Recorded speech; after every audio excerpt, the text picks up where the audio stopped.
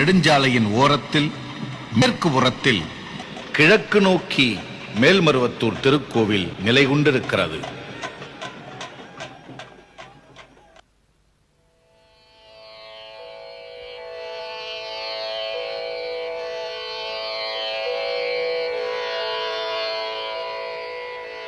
உலகமெல்லாம் சக்தி நெறி ஓங்க வேண்டும், ஒவ்வொருவர் மனக்குறையும் நீங்க வேண்டும் என்று முழங்கிக் கொண்டு ஆதிபராசக்தி அன்னையின் அருளை வழங்கிக் கொண்டிருக்கிறது மேல்மருவத்தூர்.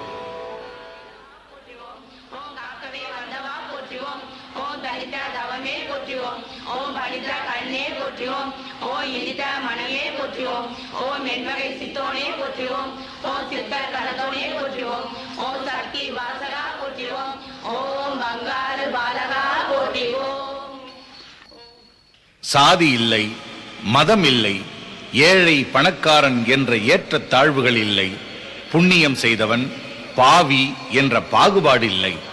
ஆதிபராசக்தியாகிய நான் ஒரே தாய், உலக உயிர்கள் எல்லாம் என் பிள்ளைகள், ஒரே தாய் ஒரே குலம் என்று சமத்துவம் பேசிக்கொண்டு சக்தி தாயின் சத்தியம் சந்நிதியாக விளங்கிக் கொண்டிருக்கிறது மேல்மருவத்தூரில்.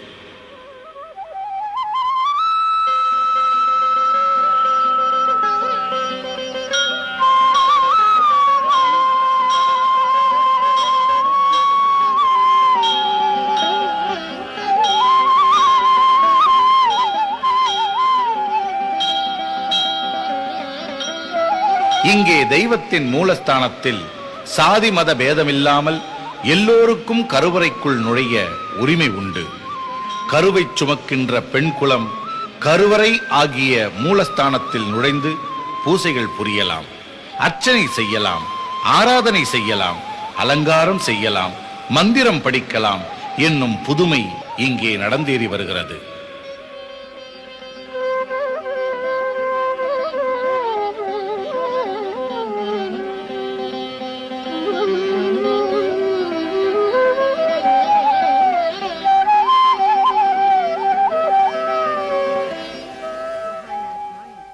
இப்போது திருக்கோவில் விளங்குகின்ற இடம் வயலும் வேப்ப மரங்களும் முட்புதர்களும் அடங்கிய வயற்காடு. அங்கேதான் ஓர் அற்புதம் நடந்தது. அருள் திரு அடிகளார் குடும்பத்துக்கு சொந்தமான அந்த வயற்காட்டில் இருந்த ஒரு வேப்ப மரத்தில்தான் அந்த அற்புதம் நடந்தது. இன்று அன்னையின் கருவறை, மூலஸ்தானம், கர்ப்ப கிரகம் இருக்கிற இடத்தில் இருந்த வேப்ப மரத்திலிருந்து பால் வடிந்தது.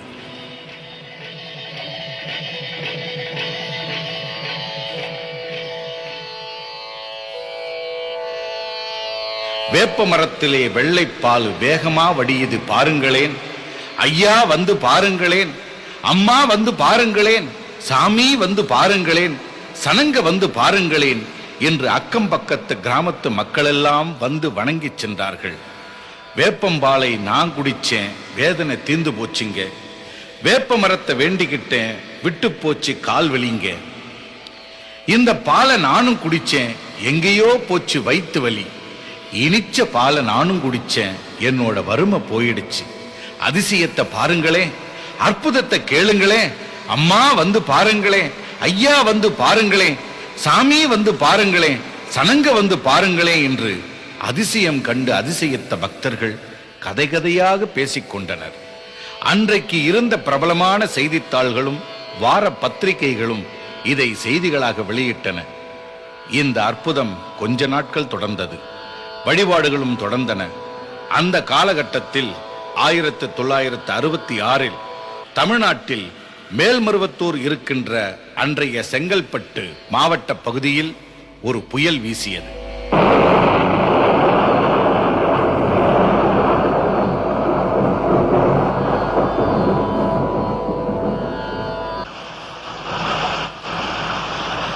அந்த புயலில் பால் வடிந்து அற்புதம் நடத்தி வேண்டும் வரமெல்லாம் தந்து வந்த வேப்பமரம் விழுந்தது.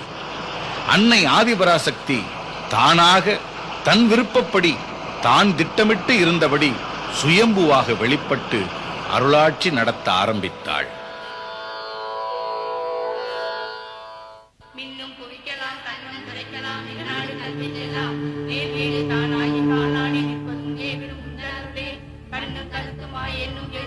சுயம்பு என்றால் தான் தோன்றி, தானாக தோன்றியது என்று அர்த்தம். மேல்மருவத்தூரில் திருத்தலம் அமைத்துக் கொள்ள நினைத்த ஆதிபராசக்தி அன்னை பூமியை பிளந்து கொண்டு சுயம்பு லிங்க வடிவாக தன் திருமுகம் காட்டி உந்தி புறப்பட்டாள். தன் இருப்பையும் அருளையும் புலப்பட வைக்கத்தான் வேப்ப மரத்தில் பால் வடிய வைத்தாள். வினை தீர்த்தாள், வேதனை தீர்த்தாள், புயலாக புறப்பட்டாள். வேப்ப மரத்தை வீழ்த்தினாள். இவை எல்லாமே அன்னை ஆதிபராசக்தி தன் எல்லையில்லாத விருப்பத்தால் தானே நடத்தி கொண்டாள். இவையெல்லாம் இப்படியெல்லாம் நடக்கும் என 10 வயது பாலகராய் பங்காரடிகளார் இருந்தபோது அவர் திருநாக்கில் அமர்ந்து உத்தரவும் உத்தரவாதமும் கொடுத்தாள். சொன்னதை செய்தாள் ஆதிபராசக்தி. ஆமாம், மேல்மருவத்தூரில் திரு கோபால நாயக்கரின் குலக்குழுந்தாக பங்காரு என்னும் பச்சிலன் குழந்தை படுத்து கிடந்தபோது அந்த பாலகர் மீது பல சமயங்களில் பராசக்தி அம்சமான கருணாக பாம்பொன்று விளையாடிச் செல்லும். தன் குழந்தையை பார்த்து தழுவி உருவேற்றி கொஞ்சி விளையாட ஆதிபராசக்தி வந்தாள் போலிருக்கிறது. ஆதிபராசக்தி கொடியும் உண்டு. ஓம் சக்தி என்னும் எழுத்துக்கள் ஒளிக்கதிர்களோடு ஒரு மேடையில் அமைந்தது போன்ற தோற்றத்துடன் சிவப்பு துணியில் மஞ்சள் நிற எழுத்துக்களுடன் கூடியது சக்தி கொடி. இயக்கத்துக்கு ஒரு சீருடை வேண்டாமா? சிவப்பு ஆடை, செவ்வாடைதான் ஆதிபராசக்தி இயக்கத்தின் சீருடை. செவ்வாடை ஏன்? ஒரே தாய் ஆதிபராசக்தி, ஒரே குலம் உயிர் குலம் என்று உணர்த்தத்தான். சிவப்பு என்பது செம்மை என்று பொருள்படும். செம்மை என்றால் செழுமை, நேர்த்தி, மிகச் சரியானது என்றெல்லாம் பொருள்படும். நம் மனம், சொல், செயல் எல்லாம் செம்மையாக இருக்க வேண்டும் என்று உணர்த்தவே செவ்வாடை. அது மட்டுமல்ல, நம் உடலில் ஓடுகிற இரத்தத்தின் நிறம் சிவப்பு. இந்த நிறத்தில் வேறுபாடு இல்லை. அப்படியானால் நாமெல்லாம் ஒரே குலத்தைச் சேர்ந்தவர்கள்தானே? சிவப்பு ரத்தம் உழைப்பின் அடையாளம். நம் உடம்புக்குள்ளே ஓயாமல் ஓடுகிற இரத்தத்தை போல உழைக்கணும், பிழைக்கணும், நிலைக்கணும். ஊருக்காக ஆதிபராசக்தி பெயரால் உழைக்கணும். நம் வினைகளிலிருந்து தப்பி பிழைக்கணும். அம்மா முதல் அனைவரின் நினைவிலும் நிலைக்கணும். இதை உணர்த்தவும் செவ்வாடை. மஞ்சள், நீலம், சிவப்பு ஆகியன அடிப்படை நிறங்கள். இவற்றில் பளிச்சென தெரிவது சிவப்பு. அதனாலும் செவ்வாடை. சிவன் வழிபாட்டுக்கு வெள்ளை, சூரிய வழிபாட்டுக்கு மஞ்சள், திருமால் வழிபாட்டுக்கு நீலம், முருகன் வழிபாட்டுக்கு பச்சை என்றெல்லாம் நம்முடைய மரபில் உள்ளது. அதுபோல சக்தி வழிபாட்டுக்குரியது சிவப்பு நிறம். மறந்தும் மறைந்தும் போய்க் கொண்டிருக்கிற மரபை அம்மா இப்போது நடைமுறைப்படுத்தி இருக்கிறார்கள். பழைய சம்பிரதாயத்தை புதுப்பித்திருக்கிறார்கள். ஆம், உலகமெல்லாம் சக்தி நெறி ஓங்க வேண்டும், ஒவ்வொருவர் மனக்குறையும் நீங்க வேண்டும் என்ற கொள்கை இருக்கிறது. ஒரே தாய், ஒரே குலம் என்ற முழக்கம் இருக்கிறது. செம்மையான சமத்துவம் உணர்த்த செவ்வாடை என்னும் சீருடை இருக்கிறது. இவற்றினை உயர்த்தி பிடித்து உறக்க உணர்த்த ஓம் சக்தி கொடி இருக்கிறது. பங்காரு என்று பாலகராய் பிறந்து ஆன்மீக குரு என்று உணரப்பட்டு அடிகளார் என்று வணங்கப்பட்டு அம்மா என்று அனுபவப்பட்டு ஆதிபராசக்தி இந்த மண்ணின் மீது நமக்காக இறங்கி வந்திருக்கிறாள். அப்படி வந்திருக்கிறார்கள் என்று அனுபவ ரீதியாக உணர முடிகிறது. அது எப்படி?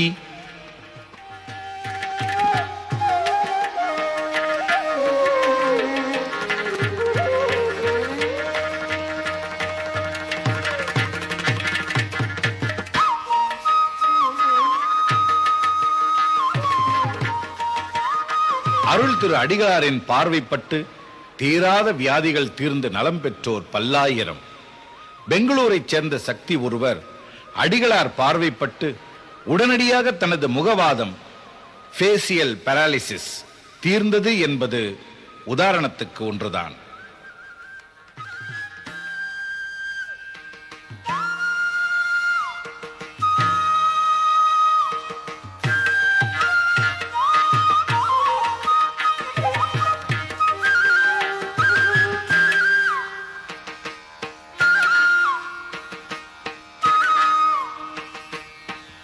அருள் திரு அடிகளாரின் பாதம் பட்டு தீராத அல்லல் தீர்ந்து நலம் பெற்றோர் பல்லாயிரம். தோஷத்தின் காரணமாக மகப்பேறு இன்றி தவித்தாள் ஒரு உடுமலைப்பேட்டை சகோதரி. அடிகளாரின் ஆன்மீக பயணத்தில் உடுமலைப்பேட்டை வார வழிபாட்டு மன்றத்தில் அருள் திரு அடிகளாருக்கு பாத பூசை செய்து தோஷம் நீங்க பெற்று குழந்தை பாக்கியம் பெற்ற அந்த உடுமலை சகோதரி ஒரு உதாரணத்துக்காகத்தான். அருள் திரு அடிகளாரிடம் அருள்வாக்கு பெற்று கடன்கள் எல்லாம் தீர்ந்து வாழ என்ன செய்வோம் என்று வறுமை நிலை மாறி வாழ்வாங்கு வாழுகிற நெல்லை மாவட்டம் ஸ்ரீவைகுண்டம் சக்தி குடும்பத்தார் அப்படி அருள் பெற்று நலம் பெற்று வாழுகின்ற லட்சக்கணக்கான பேர்களில் ஓர் எடுத்துக்காட்டுத்தான்.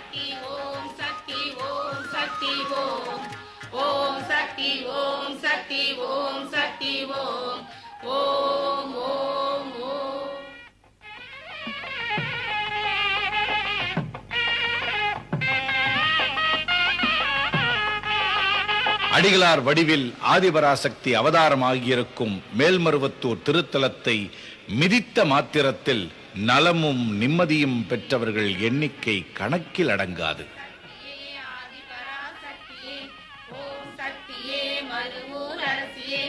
ஓம் சக்தியே ஓம் விநாயகா, ஓம் சக்தியே ஓம் காமாட்சியே, ஓம் சக்தியே ஓம் பங்காரு காமாட்சியே.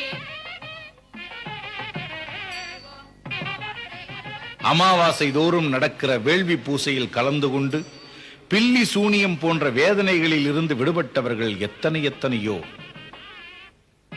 பௌர்ணமி தோறும் திருவிளக்கு பூசையில் கலந்து கொண்டு துன்ப இருள் நீங்கி வாழ்வில் ஒளி பெற்றோர் எத்தனை எத்தனையோ.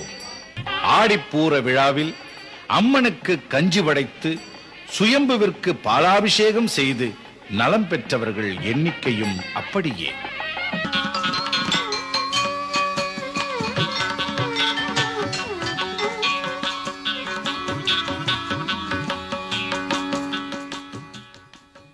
நவராத்திரி விழாவில் அம்மாவே ஏற்றி வைக்கிற அகண்ட தீபத்தில் தாமே எண்ணெய் ஊற்றி தரிசனம் செய்து மகப்பேரும் கண்ணொளியும் பெற்று பரவசப்படுவோர் பல்லாயிரம்.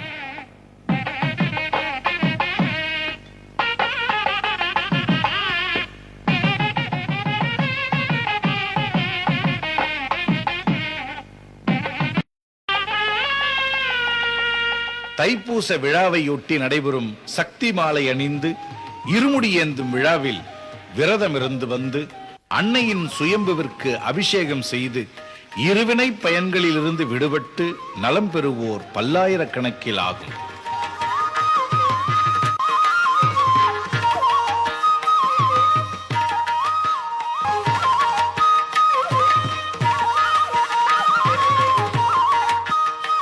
மார்ச் 3ஆம் தேதி அருள் திரு அடிகளார் அவர்களின் அவதார திருநாளில் அம்மாவின் அருள் தரிசனம் பெற்றே நலமுடன் வாழ்ந்து வளமுடன் இருப்போர் எத்தனை ஆயிரம் பேர்.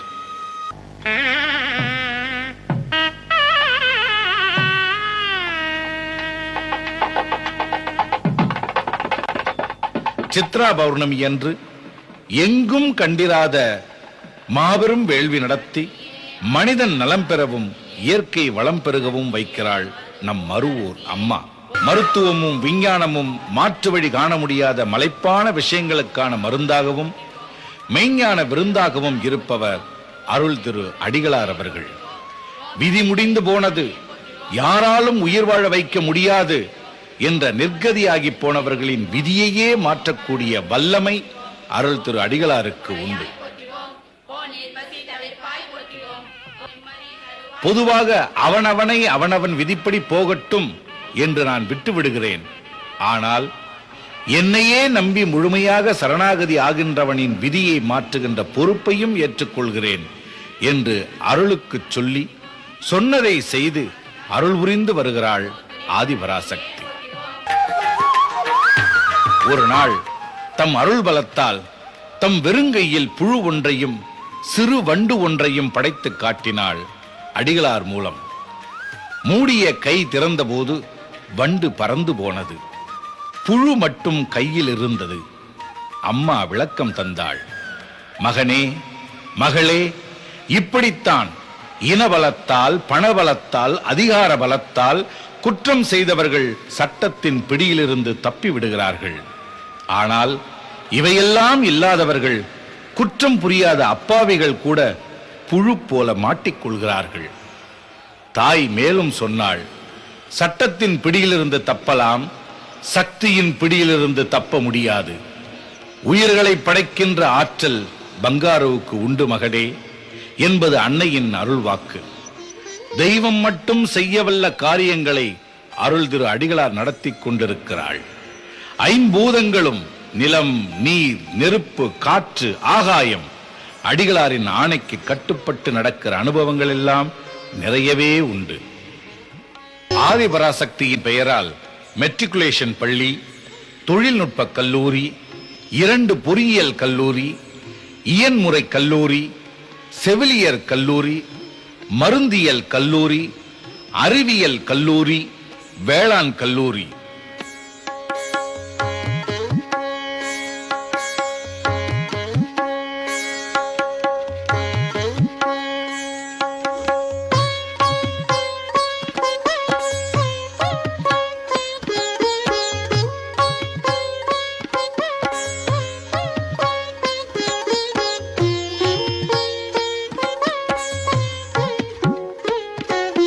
எல்லாவற்றுக்கும் மேலாக தற்போது 5 சரகங்களுடன் கூடிய மாபெரும் இலவச மருத்துவமனை தினந்தோறும் ஆயிரக்கணக்கான ஏழை எளிய கிராமப்புற அப்பாவி மக்களுக்கு சேவை புரிந்து வருகிறது.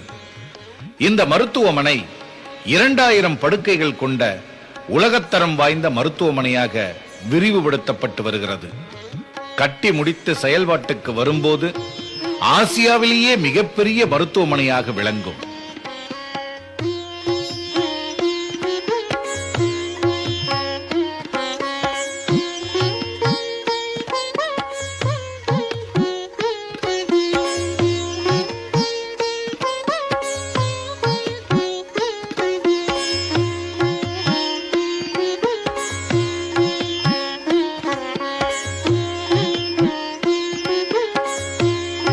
ஊனமுற்றோர் நலவாழ்வு மையங்கள், ஆதரவற்ற முதியோர் இல்லங்கள், ஏழை பெண்களுக்கு தொழில் பயிற்சி இல்லங்கள், ஏழை தொழிலாளர்களுக்கு உழைத்து பிழைக்க உபகரணங்கள், கறவை மாடுகள், ஆட்டுக்குட்டிகள், சீர்வரிசைகளோடு திருமணங்கள், மணிவிழாக்கள், தினந்தோறும் திருக்கோவிலில் அன்னதானம், விழாக்காலங்களில் காலை முதல் இரவு வரை ஆயிரக்கணக்கானோர் அமர்ந்து உணவு உண்ணுகிற அன்னதான கூடம். அப்பப்பா, எத்தனை எத்தனை பணிகள்! இப்படி அருளை செலவழித்து ஆத்மாக்களுக்கு வழிகாட்டும் ஆன்மீக குருவாக வந்துள்ள அம்மா நிறுவியுள்ள நிறுவனங்கள் எத்தனை எத்தனையோ. இன்னும் உலகமெல்லாம் பரவியுள்ள சக்தி நெறி நின்று நிலவ அவள் வைத்திருக்கும் திட்டங்கள் என்னென்னவோ.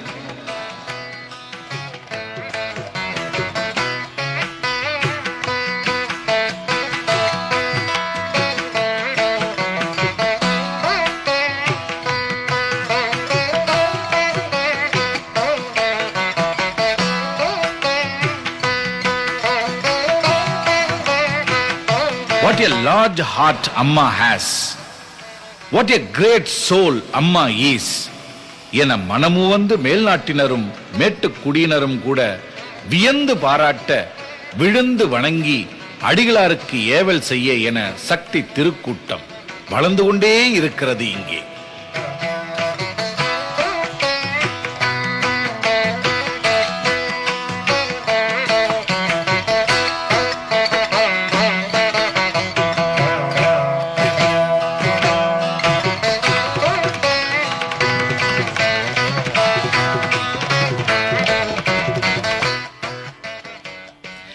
இருபத்தோரு சித்தர்கள் ஜீவசமாதி ஆகியிருக்கிறார்கள் இந்த சித்தர் பீட வளாகத்தில். அவர்களில் பெண் சித்தர்களும் உண்டு. பல பல நூற்றாண்டுகளுக்கு முன்னால் எழுதப்பட்ட மத்ஸ்ய புராணம் என்னும் நூலில் குறிப்பிடப்பட்டுள்ள சித்தவனம் இதுதான். சித்தர்களின் தலைவியான நான் வெளிப்பட்டிருக்கிறேன் இந்த காலகட்டத்தில். எந்த புழுவை எந்த கூட்டில் வைத்திருக்கிறேன் என்ற தாய்க்குளவியான எனக்கு மட்டுமே தெரியும்.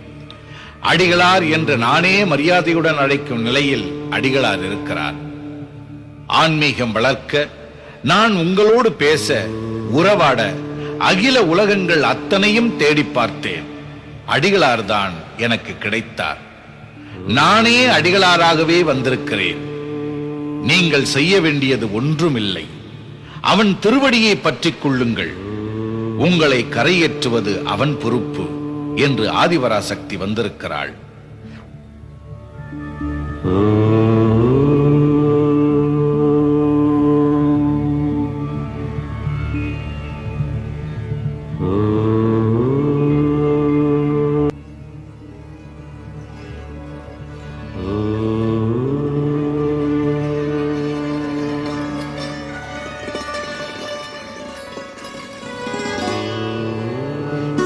சாதிமத வேதமில்லை, எல்லாம் சக்திமயம்தான். ஏழை பணக்காரன் ஏற்ற தாழ்வு இல்லை, எல்லாம் தொண்டுமயம்தான். பட்டு இல்லை, பகட்டு இல்லை, எல்லாம் பக்திமயம்தான். சக்தி யுகம் ஒன்று மிக வேகமாக உருவாகிக் கொண்டிருக்கிறது. இப்படி இங்கே மேல்மருவத்தூரில் வாழ்க்கைக்கு வழிகாட்டியாக நான் இருக்கிறேன், வாழ்ந்துவிட்டு போ என்கிறாள் ஆதிபராசக்தி அருள் திரு அடிகளார் வடிவில். நினைக்கும் போதெல்லாம், காணும் போதெல்லாம், பேசும் போதெல்லாம், கனவில், நனவில், காரியத்தில் ஆதிபராசக்தி நம் கூடவே இருக்கிறாள்.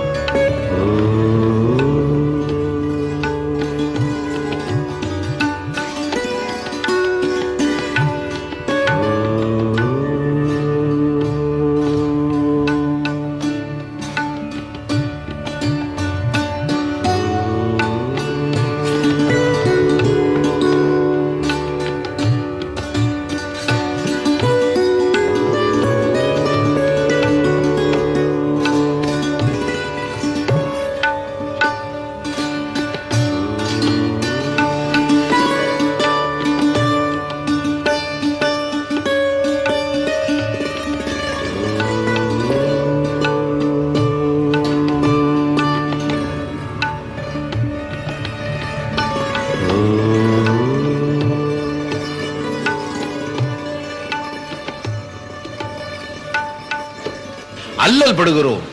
1000 வசதிகள் இருந்தும் ஆற்றாமல் அரற்றி நிற்கிறோம்.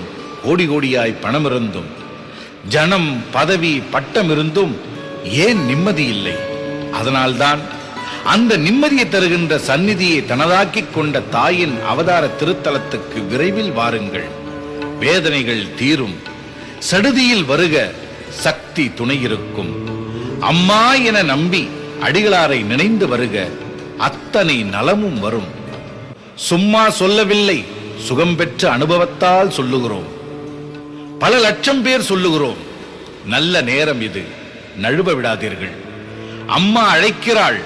ஆதரவு கைகள் நீட்டி, அருள்கனியும் விழிகள் காட்டி, அருளும் பெறலாம், பொருளும் பெறலாம். அவசியம் வருக, அம்மா அழைக்கிறாள். இங்கேதான் எங்கள் சரணாலயம் என்று அருள் அனுபவம் பெற்று எங்களோடு முழங்க அவசியம் வாங்க. அம்மா கூப்பிடுறாங்க.